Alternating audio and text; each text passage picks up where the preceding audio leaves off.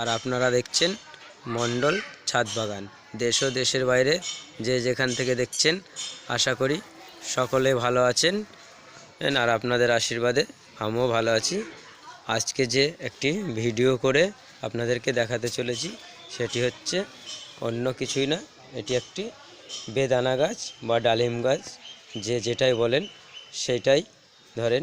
তার কি যত্ন পরিচর্যা, কিভাবে কি করলে এই ডিসেম্বর মাসে প্রচুর পরিমাণে ভালো ফুল ফল আসবে, সেই কারণে যেহেতু ভিডিওটা আরও আগে করা উচিত ছিল, তো আমি টাইমের অভাবে করতে পারিনি, তা একটু লেট হয়ে যাচ্ছে। তবু আমি ভিডিওটা করছি কারণ এই গাছটা আমার বীজের গাছ। প্রচুর পরিমাণে এর আগে আমি ফল পেয়েছিলাম। তো এখন অলরেডি দেখতে পাচ্ছেন ফুল এসে কিছু ফল সেট হয়ে গেছে। খুব যে বড় সাইজ হয় তা না, এটা ওই মোটামুটি 200, 250, 150 এরকম সাইজের ফল হয়। তো এটা আমার একটা ড্রামে লাগানো আছে 50 লিটারের, ঘড়িটা দেখে বুঝতেই পারছেন। তো আমি এটাই কীরকমভাবে কি যত্ন করি, কি খাবার দিই, সেটাই আপনাদেরকে আজকে বলবো বিস্তারিত। কি স্প্রে করি, আমি যেরকমভাবে করি সেটাই বলবো আপনাদেরকে। আমি যেরকমভাবে করি সেরকমটা আশা করি আপনারা করলেও সেরকম ফল পাবেন। আর সেরকম রোগ পোকামাকড় বলতে কিছুই দেখা যায় না এই বেদানা গাছটায়, তার কারণ যে আমি এতদিন যাবৎ লাগিয়ে রেখেছি, সেরকম কোনো রোগ পোকামাকড় আমার চোখে পড়ে না। আমি অন্যদের যেরকমভাবে যে স্প্রেগুলো করি, তখন এই হাতের মাথায় মাঝখানে আছে, একেও সেরকমভাবে করে দিই। তো আজকে এর আমি কি খাবার, কি বিস্তারিত, কিভাবে কি করলে প্রচুর পরিমাণে ফল ফুল পাওয়া যাবে সেটা বলবো। আর একটা জিনিস বন্ধুরা, যেটা না বললেই নয়, যে গোড়ার থেকে এই যে আপনারা দেখতে পাচ্ছেন যে ওয়াটার শাখারগুলো বেরিয়েছে, যে ডালগুলো, এগুলো রাখা যাবে না, কেটে দিতে হবে, তাহলে প্রচুর পরিমাণে ফুল ফল আসবে। ছোটোখাটো এটাকে হাত পুলিং করতে হবে কেমনভাবে। আর ওয়াটার শাখারগুলো আপনারা চিনবেন কীভাবে, তার জন্য আমি আগে থেকে কাটি নিয়ে রাখাই। যে কি বড় একটা লম্বা ডাল হয়ে গেছে, এটা একটা গোড়ার থেকে বেরিয়েছে ওয়াটার শাখার। এইসব ডালগুলোই বেশি পরিমাণে ফুল আসবে না বা ফল আসবে না। তো এই সমস্ত গোড়ার থেকে মোটামুটি 1-1.5 ফুট উচ্চতায় ডালিম গাছের পুরো সমস্ত কিছু ডালপালা কেটে ছেটে ফাঁকা করে দিতে হবে একদম।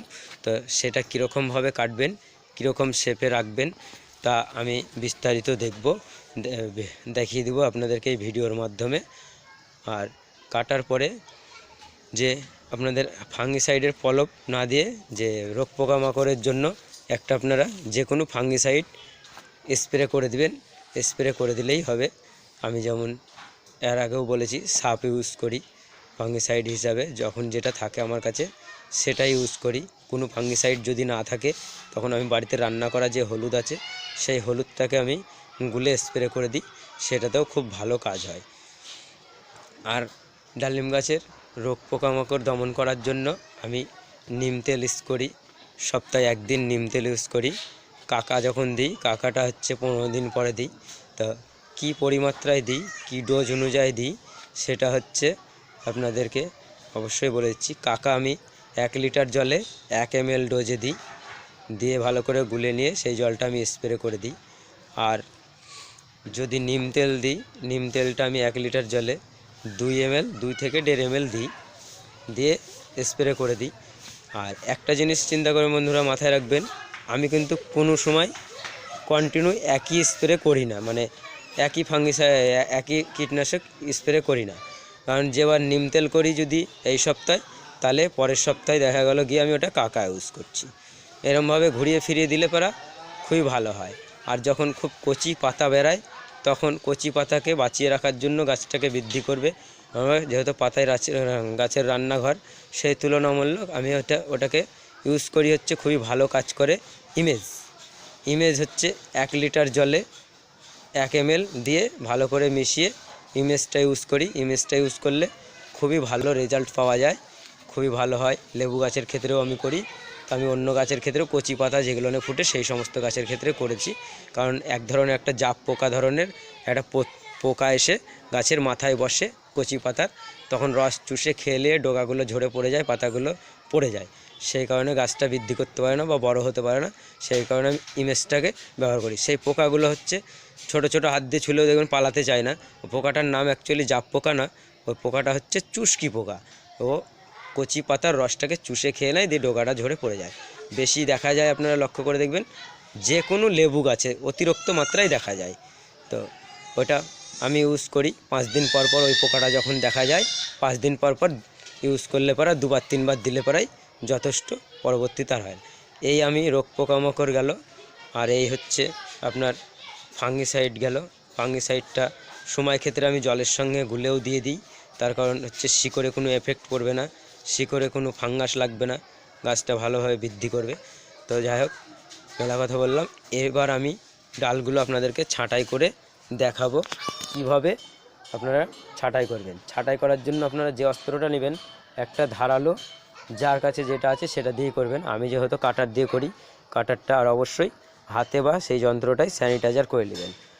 যে ডালগুলো দেখবেন আপনারা, যে ডালগুলো হয়তো শুকে গেছে বা শুকার মতন, আমার এরকম হয়নি বা আমি দেখিনি, তো সেই ডালগুলো অবশ্যই ছেটে দিবেন।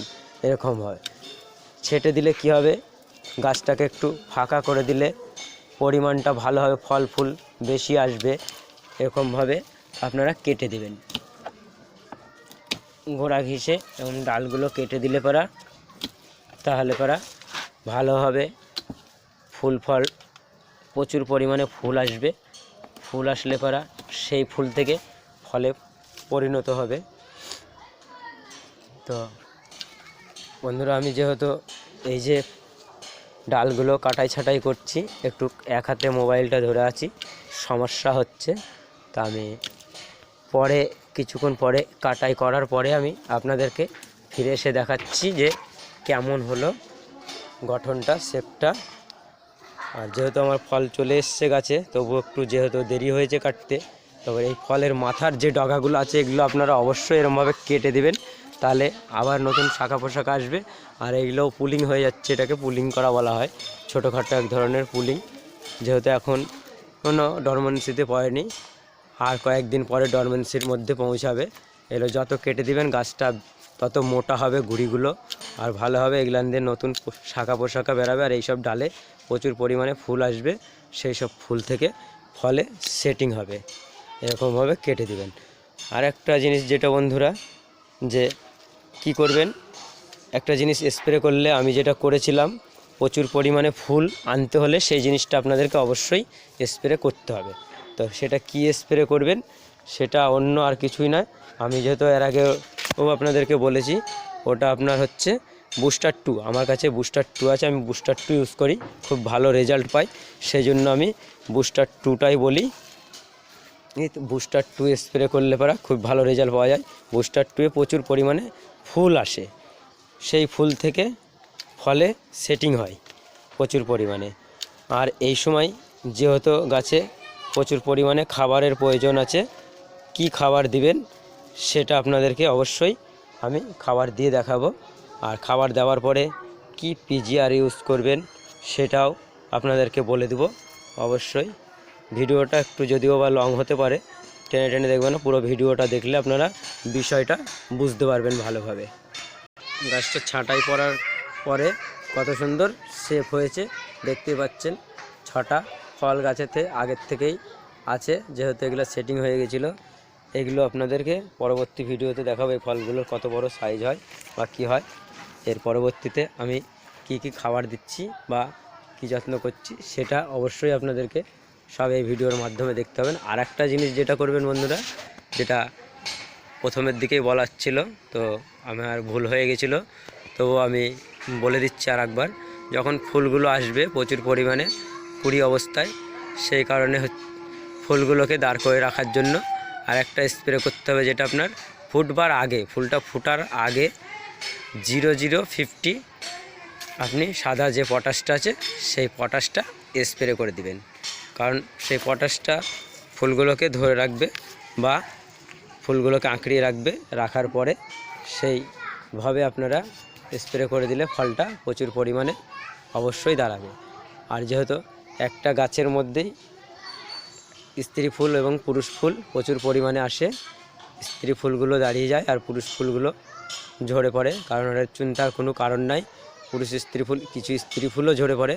এটার জন্য প্রচুর পরিমাণে স্ত্রী ফুল আনার জন্য আপনাদের তো আগে বলেই দিলাম, বুস্টার 2 স্প্রে করবেন, তাহলে অবশ্যই আসবে। এর পরবর্তীতে আমি কি খাবার দিচ্ছি সেই খাবারটা পুরো আপনাদেরকে এই ভিডিওর মাধ্যমে দেখিয়ে দিব। খাবারগুলো নিয়ে নিয়েছি, মিডিয়াম দানার হাড় গুঁড়ো নিয়েছি 4 চামচ, 8 চামচ আমি গোবর সার নিয়েছি, যে কোনো আপনারা জৈব সার নিতে পারেন।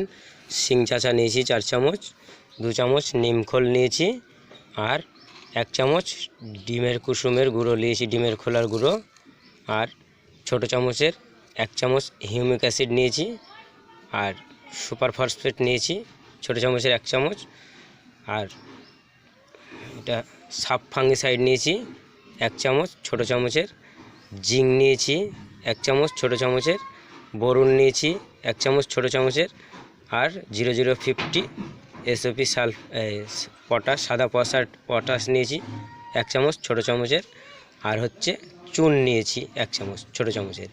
এটা আমি একটা 50 লিটারের ড্রামে দিব পরিমাণটা, সেই অনুযায়ী নিয়েছি। আপনারা যদি 10 থেকে 12 ইঞ্চি টবের জন্য নেন তাহলে পারা 2 চামচ আপনারা হাড় গুঁড়ো নেবেন, 1 চামচ হাড় গুঁড়ো নেবেন, 2 চামচ মতন আপনারা গোবর সার নেবেন, আর হচ্ছে 2 চামচ শিংকুচি নেবেন, 1 চামচ নিমখোল নেবেন, আর এগুলো হচ্ছে হাফ চামচ করে নেবেন। আপনার পরিমাণগুলো আমি দেখিয়ে দিই, যে এগুলো ছোট চামচের, আমি যেগুলো হচ্ছে ছোট চামচের 1 চামচ করে নিয়েছি। এই যে চুন, পটাশ, এগুলো এরকম চামচের 1 চামচ নিয়েছি। আপনারা যেহেতু ছোট টবের জন্য নেবেন তাহলে তো এরকম ছোট চামচের 1 চামচ করে নেবেন।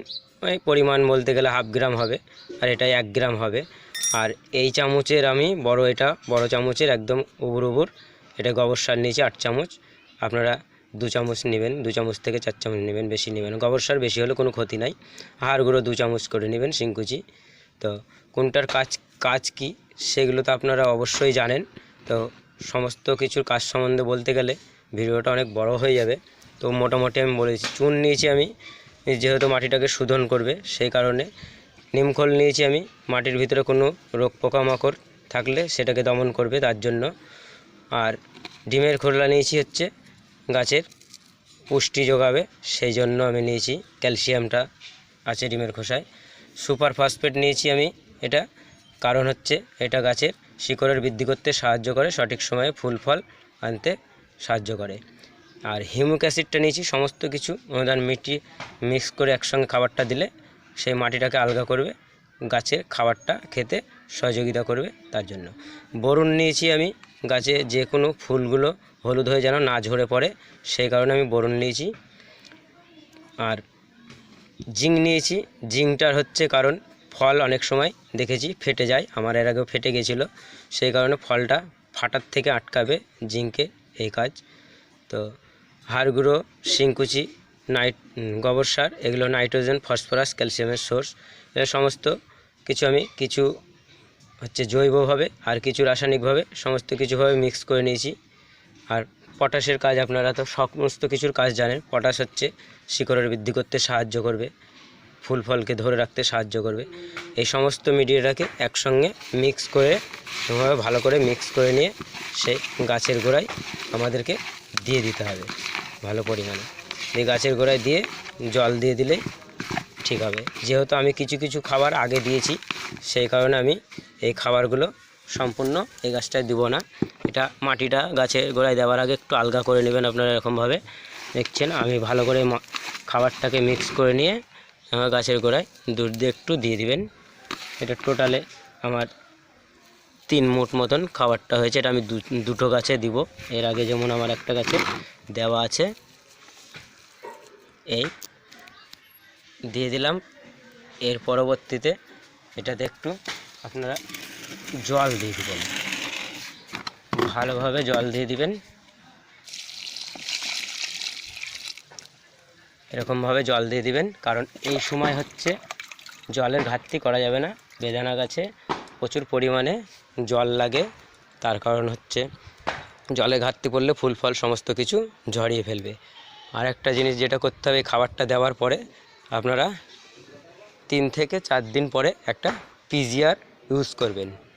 সে কী পিজিআর ইউজ করবেন আমি সাজেস্ট করবো আপনাদেরকে, মিরাকুলাম মিরাকুলান দিতে, তার কারণ আমি হচ্ছে মিরাকুলানটাই ইউজ করি, খুবই ভালো কাজ করে। মিরাকুলান যে হতো, এই যে দেখতেই পাচ্ছেন আপনারা মিরাকুলান, আমি মিরাকুলান ইউজ করি। 1 লিটার জলে 1 ml ইউজ করি ডোজটা।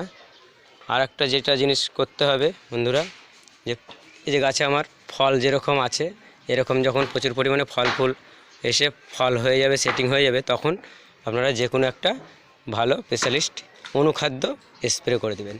তার কারণ অনুখাদ্যটা স্প্রে করে দিলে ফলগুলো আর ঝরবে না। আর যে মিক্স খাবারটা তৈরি করে দিলাম, এটা অ্যাকচুয়ালি বলতে পারেন একটা ভালো পরিমাণে অনুখাদ্যর সোর্স।